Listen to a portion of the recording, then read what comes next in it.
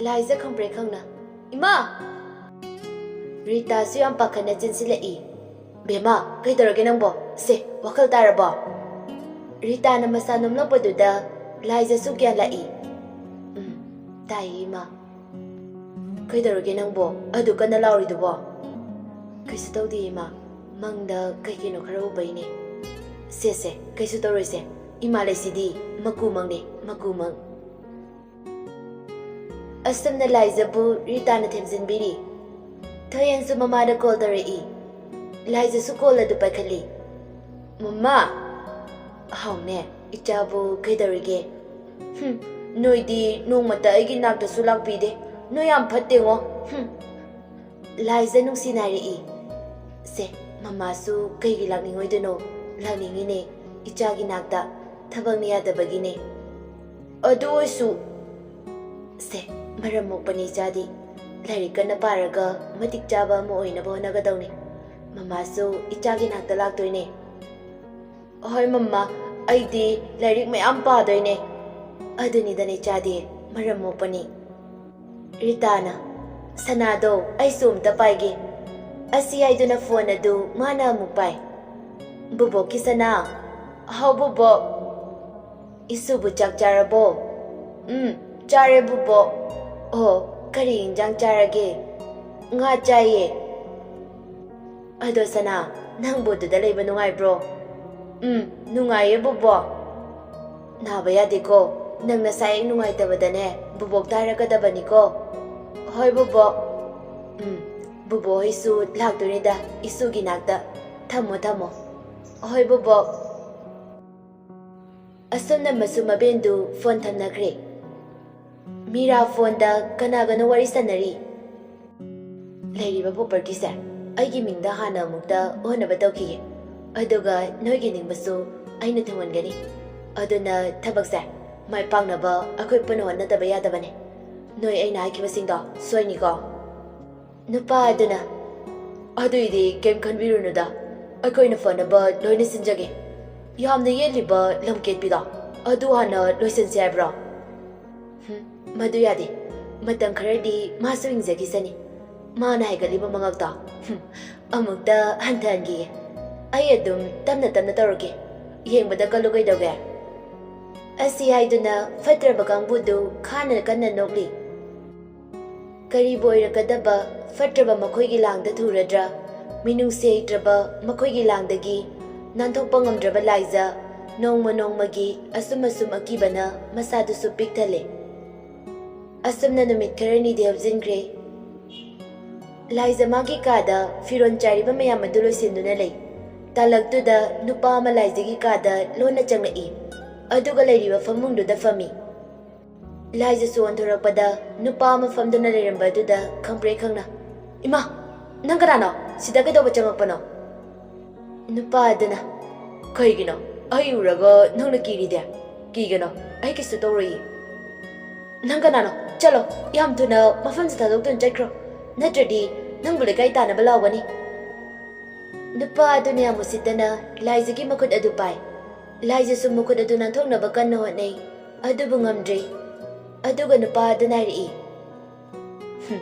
Nanggumba Kaisulay trabi nupi machanang nasu Ay kutagi nanthok na wanare Ngamsu ngamoidabada Karigumbada takraba Hawdong amana Magi mamangda Hawraba Mana pamjaba nga adubu Chada nunto maga chakkiba Adugumna Nungsaigi kutta taraba Saji amom nangbu Aina lemna thagadra Chada na tokadra Liza sukabladuna haize Ay banangi nache Nachanmagni aina khanbiyo Aigi pasibu Amukta kanbiyo Aina kungpaiduna haizari Liza na kapchaba haizaba tabide Adugi muhutta hena garemnabiduna laknai Pangan chonbi nupigi mapokta poglubana Karisu paileramde Liza kapchabana masaru waizarami Langda thurabi sajiduna Maikai karamdano mangi lambi Jenjambam laite Fatraba saying chaba Migi makuta taragadra khanbada Hena kitu dung faurai Koirang narabi misna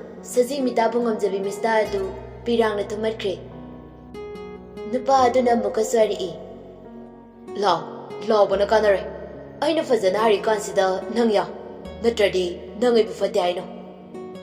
Lizasu, Magi Tawaikan Binaba, Makulona Dunaise. Dada, I bunagi Pominaba, Naktan Magniaina Kutbiyu, I bunu Sibiyu. Nupa this one day, Adumahiri. Kariguma matmda, Nungsa Duga, Saziga, Matimano Naba, Nangtakraba. Nangiwada, Chanayaba Wanadi. Queen Matamangan Bakanadi. Chagadava Lerdi, said Chagadava. Mahaksu, Laizigi Manakta, Tamna Sumasum Sansilai. Kangao Narabanung Sana, Java Fanglani Kanbada, Maitong Makalam Bagum, Janing Manalangtang Naraba, Arang Koirang Banalangtang Naraba, saying Java Magum, Minung Silata, Adumajang Silai. Liza Suchina Bonaze, Tanja Duda, Lantoisu Satjangi, Aduboiram Libamata Dubada, sounding Bana, Fatabangam Janalari. Hoi, Nangido, Sitira, I am a Lena, Adugumba. Liza Su, Mapurebu Bada, Akitu Zumpumba, Kudaga Duda, Monkey Bagumna Darai. Lantogi Manakta Jensili, Aduga Lantogi Matanunda, Kabladuna Koli. Lantoi Laizaki Makokta, Nungsina Nanbi. Rita Sukana Chainabagi, Makonta Yaiduna, Mamogi Kadalai, Adubu Masuri. Liza Sukabladuna, Maniam the Wari Pumbalize. Rita Susauri, Mamobu Matada Konbiduna, Timbiri. Aduga Nupa, the Don Silagari.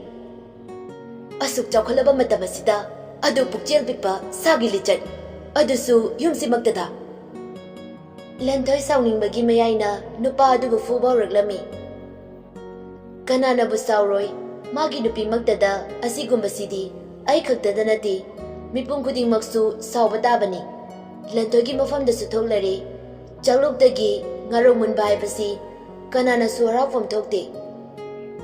Mana Pamui Kanduna, Nusina, Kana Uwanda, Jacksina Samban Kadana Tamzariba, Fajaraba, Ningtizana, Magi Marum Tupna, Lesatam Jeribi, Lerang asibu, Manghan Naba, Marufang Mutanaba, Hayek Bige, Haina Tarubadi, Lakok Som Libaleranga Dubu, Ngax Libatingkang Tumbo Duna, you Babasi Mausani. Noisumangai, Ekoisumangai, Migi Ningtizana, Lesatam Libi, Migi Ingonunda, Maningtamna, Lesatam Libileranga Dubu, Lama Kang the Hectuna, Ngkpiyu, Aduda, Wana Mapungfana, Liranga Maoina Bagidamagda, Yang Wana Lekok Stemniba, Mahagtuna, Noida Kaidarokani Haiba, Masi Haibangambra, Ngamde. Maramasina Lantoi, Asawbana May Haratuna, Nupa Dabu, Ihing Naing Taba Makai Puri. Rita Sumachabu Kami. Bunga, Yarse, Sinabatare, Matung Dogdanaba, Karafuradiare. Yararoise, Sibatare Ninangbo. Nupa Duda Muasilagari. Hai, Jatkrojo, Yamtuna, Nasato, Yining Dine. Asunaritana Nupa Dubu, in Induna Putoki. Liza Suwa Mataide, Dominale. Lantoyam Nusina, Kablaga Kori. Maja. Liza Sumapure Bagi Matanum da Kapjay. Lantoy Temzin Biri. Se, to macha. Nang nakapada, adu uraga, ay nuwaiti. Kaya kapino, nangi dalay sidi. Ngasi dagi, nang bumikup mafauba, inagdagi thado oye. Ay nachapakuding, nang susekadabane. Nang natomda, yumasida lay bayaroye. Somda namira, makadagtin na sauri. Ngasi so mo, ay giplan kailaba. Ay namabu, badanam piraga. Yumasidagi Tantok na ba ni Haiduna? Asukwa na sin plan sa Kairaba. Adugyo na tinabada, Liza Bumana, Chapalambi Kudingi, Puto na Chakani. Karino, ay natari ba mayam sibo? Ay nakanbaga, moy natarisiga. Mira matamoyda, hena chapa fori, nung si Bamana, lamlambi amagi oikrabada, karam na kangdo na laygani, yengdo na laybang wadra. Apang bahay basi tabu, ay tigyoining bahay basi, mahustani. Apamba nung si Bafang na bagidamagda, Thawai Taba Mistulay Tabanate, Lady Bani. Aduga Maromda, Aran Bapamay Sisinaduna, Matagi Uy na buwan na Baybasisu, Lay Tabanate, Lady Bani. Maramasinani, Mira na Fatraba, Pambay kaya Sisinariba, Matagi Uy ning Bagini.